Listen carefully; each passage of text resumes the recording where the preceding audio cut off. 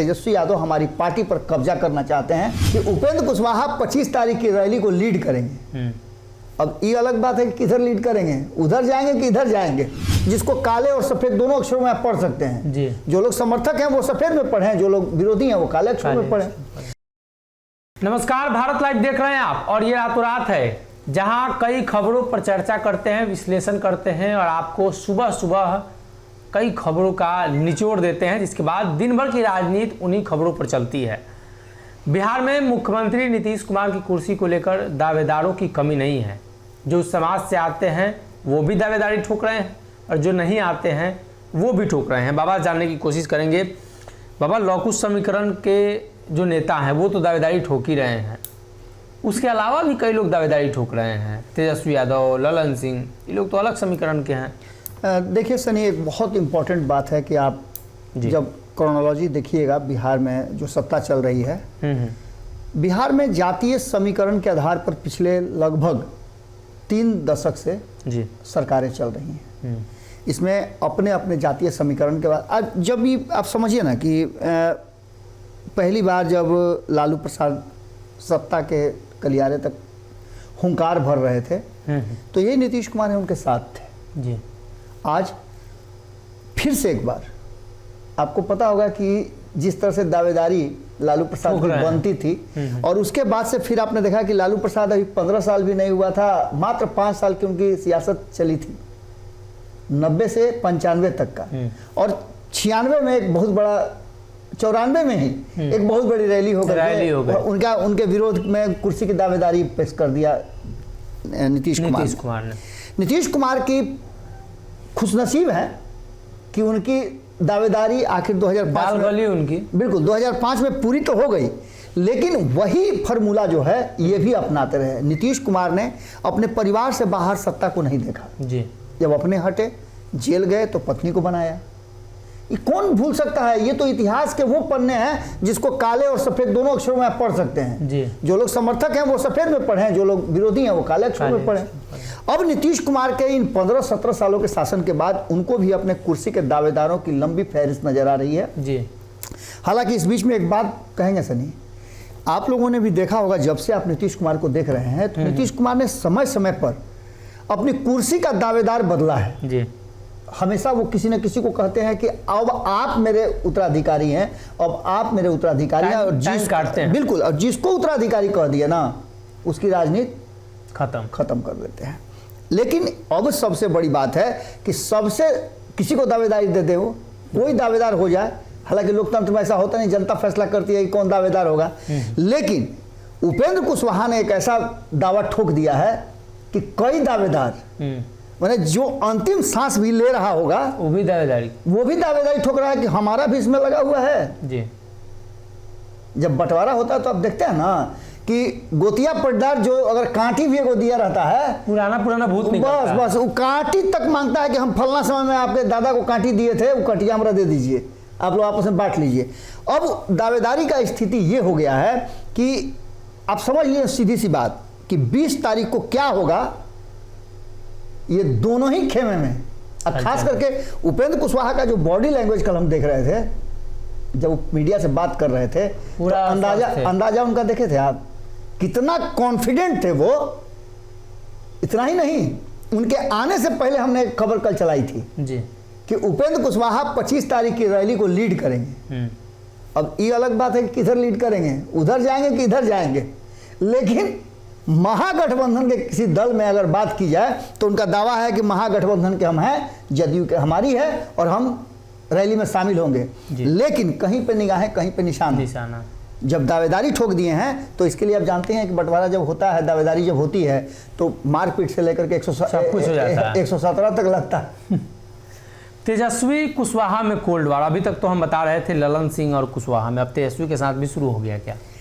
देखिए, तेजस्वी के साथ शुरू होने का सबसे बड़ा कारण है कि तेजस्वी यादव को ये समझ में आ रहा है, जैसा कि लालू जिसे बातचीत के बाद वो जब सामने आए, और एक सबसे इम्पोर्टेंट बात कि एक ही प्लेन से दोनों आदमी आए हैं कल जी। ये सामने नूरा कुश्ती है कि भीतर भीतर कुछ सेटिंग हो रहा है, ये समझ ये नहीं भी आ बड़ा असमंजस, क्योंकि राजनीतिक लोगों का चाल जो है ना वो समझ में नहीं आता है। उधर दूसरी तरफ एक बार फिर से राजद कॉन्फिडेंट है जी। कि वो सत्ता में आ रही है, तेजस्वी यादव मुख्यमंत्री बन रहे हैं। इधर दावेदारी जो है तेजस्वी यादव को उसको निरस्त करते हुए उपेंद्र कुशवाहा ने अपना नाम आगे कर दिया है जी। कि आखिर दावेदारी क्यों दीजिएगा आप, जबकि हमारे पास ऑलरेडी सब कुछ है, बनी बनाई पार्टी है, लोगों की संख्या है, हमारे पास कार्यकर्ता हैं जी। इसी को लेकर के उस कुर्सी जो है सुप्रीम कुर्सी बिहार के मुखिया की, उस कुर्सी को लेकर के जैसे ही नीतीश कुमार द्वारा कही गई बात कि 2025 में तेजस्वी यादव मुख्यमंत्री का चेहरा होंगे, उसके बाद से ये कोल्ड वार शुरू हो गया है। और तेजस्वी यादव को लगता है कि उपेंद्र कुशवाहा हमारे रास्ते का रोड़ा बन रहे हैं जी, जी। तो वहीं उपेंद्र कुशवाहा को लगता है कि तेजस्वी यादव हमारी पार्टी पर कब्जा करना चाहते हैं। इसको लेकर के और कोई भी भाई कोई दूसरा हिस्सा कैसे ले लेगा, आपस में मर कट लेंगे, भाई को भाई दे सकता है लेकिन दूसरा को तो नहीं दे सकता है। यही स्थिति आ गई है और यही कारण है कि तेजस्वी और कुशवाहा में जबरदस्त कोल्ड वार है। खास करके कुशवाहा समाज उनके साथ खड़ा हो गया है कि आप बिल्कुल ठीक कह रहे हैं। रामविलास पासवान का बंगला तो बाबा खत्म हो गया, टूट गया, इलेक्शन कमीशन ने जब्त कर लिया, फिर चिराग के लिए कौन सा बंगला तैयार हो रहा है? देखिए, जब RLSP को जीवित होने की बात कही जा सकती है, जिसका विलय हो गया था 2021 में, तो अब बंगला नहीं आ सकता है? आ सकता है, आ सकता है ना बंगला। जैसे ही ये एग्रीमेंट, आपको नहीं लग रहा है कि कितना एक कॉन्फिडेंस का, तो आपको बात बताएं हम जी, जी। कि कुशवाहा कितना कॉन्फिडेंट है, उसके साथ साथ आपने चिराग पासवान का बॉडी लैंग्वेज देखा है? मैं कई चैनलों पे देख रहा हूँ, छोटे बड़े चैनलों पे बातचीत के दौरान, जहाँ तक मेरी समझ है, कई लोगों से, मुझसे भी उनकी बातचीत हुई है, और जो उनका रैली 12 तारीख को हुआ है, अभूतपूर्व अद्वितीय रैली, वैसा रैली सत्ता में बैठे लोग और उस क्षेत्र के जो लोग हैं वो नहीं कर पाते हैं। रैली में इतनी भीड़ थी कि कहा जा रहा है कि कई लोगों के आंखों से आंसू छलक गए इस रैली को देख करके। यानी कि आप समझिए ना, अपने समाज से अलग के लोग जब आपको स्वीकार करने लगे तो कहीं ना कहीं आपकी उपयोगिता बढ़ जाती है। और इस रैली के बाद आपको एक बहुत इंपॉर्टेंट चीज़ बताएं, जो दिल्ली में फीडबैक गया है अमित शाह के पास, नरेंद्र मोदी के पास, JP नड्डा के पास, उस फीडबैक ने मजबूर कर दिया है भारतीय जनता पार्टी को। क्योंकि आप समझिए ना कि दिल्ली में सदन चल रहा हो जी, और चिराग पासवान बिहार में घूम करके जहाँ जहाँ घटना घट रहा हो, उन घटना घटने वाले लोगों से को संवेदना प्रकट कर रहे हो, उनके साथ खड़े होने की बात कर रहे हो, तो निश्चित रूप से कुछ ना कुछ तो कॉन्फिडेंस उनको है ना। जी, जी। और इस कॉन्फिडेंस का आधार यही है कि बहुत पहले आपको याद होगा कि संपादक नमन मिश्रा जी ने कहा था कि इनके डिमांड में जो एक डिमांड सबसे बड़ा है वो है रामविलास पासवान का बंगला। क्योंकि उन्होंने बंगला बड़ी मशक्कत से तैयार किया था और उसको तोड़ने की बात की गई और तोड़ करके उसे ध्वस्त करने की बात की गई। वो बंगला उनको चाहिए और संभावना व्यक्त की जा रही है कि एनडीए में शामिल होने के साथ साथ चिराग पासवान का बंगला भी तैयार हो गया है। और इतना ही नहीं, 12 जनपद भी उनके हाथ में आने की संभावना व्यक्त की जा रही है। नीतीश की विरासत पर आर पार, अब ये तो नीतीश कुमार की विरासत को लेकर तो लगातार बिहार में बवाल चल ही रहा है, 17-18 साल से लगातार इस पर चर्चा हो रही है। देखिए, नीतीश कुमार ने जिस तरह से जदयू को अपनी संपत्ति मान लिया है, हालांकि अपने वारिस तो उनके हुए नहीं, उनके अपने खुद बेटा को उन्होंने राजनीति में आने नहीं दिया या बेटा की इच्छा नहीं है आने की। जिस तरह से अन्य राजनीतिक दलों ने, एक विशेषता जो है नीतीश कुमार की ये रही कि उन्होंने अपने परिवार को इस राजनीति से दूर रखा है। बेचारे एक बार फंस गए थे, उसके बाद से उन्होंने कसम खा लिया था। पत्नी को दिल्ली में ले जा करके यहाँ से ट्रांसफ़र करा करके, और जब लेके गए थे तो इन पर कई आरोप लगे थे जी। ये इतिहास के पन्नों पर जो अंकित है उसके हिसाब से तो इनको लगा कि अगर बहुत ज़्यादा ऊंचाई पर जाना हो तो लगेज या बैगेज लेकर के नहीं चलते हैं अकेले। उन्होंने लगेज बैगेज को उतार दिया। लेकिन सबसे बड़ी बात ये रही कि उन्होंने अपनी पार्टी की विरासत को अपने तक सीमित रखा। समय समय पर उनके कई सेवादार आए जी, कई लोगों ने उनको सपोर्ट करने का कोशिश किया और नीतीश कुमार ने उनकी सेवाएं तो ली, दिया नहीं कुछ, बदले में उन्हें कुछ देना चाहिए था कुछ, तो सिर्फ विरासत का झुंझुना दे दिया। अब आपने झुंझुना शब्द सुना होगा, उपेंद्र कुशवाहा भी बता रहे हैं कि मुझे झुंझुना दिया गया और ये झुंझुना आप वापस ले सकते हैं। आप उससे ठीक पहले RCP सिंह, उससे पहले प्रशांत किशोर, उससे पहले शरद यादव। ये सारे लोगों की फहरिस्त। अभी इसके अंदर में बहुत छोटे छोटे नाम हैं जिन्होंने अपना पूरा सब कुछ न्यौछावर कर दिया।